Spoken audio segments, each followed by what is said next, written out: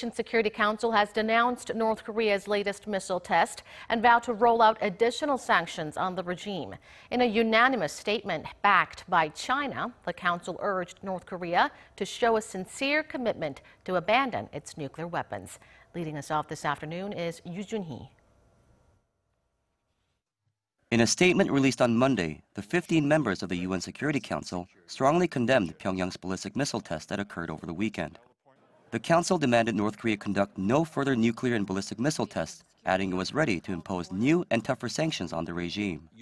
It also urged UN member states to fully implement and more strictly enforce existing sanctions on Pyongyang in a serious and expeditious manner.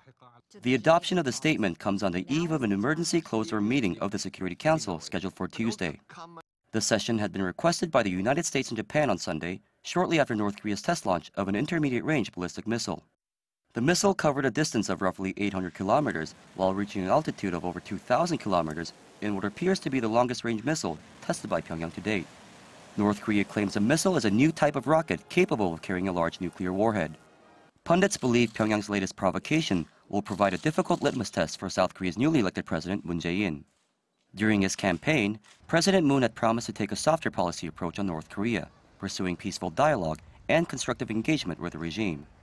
Pyongyang has conducted 2 nuclear tests and dozens of missile launches since the start of 2016, prompting the UN to adopt 2 sanction resolutions last year to ramp up pressure on North Korea. In all, 6 sanction resolutions have been imposed on North Korea since it carried out its first nuclear test in 2006. Yu Joonhee, Arirang News.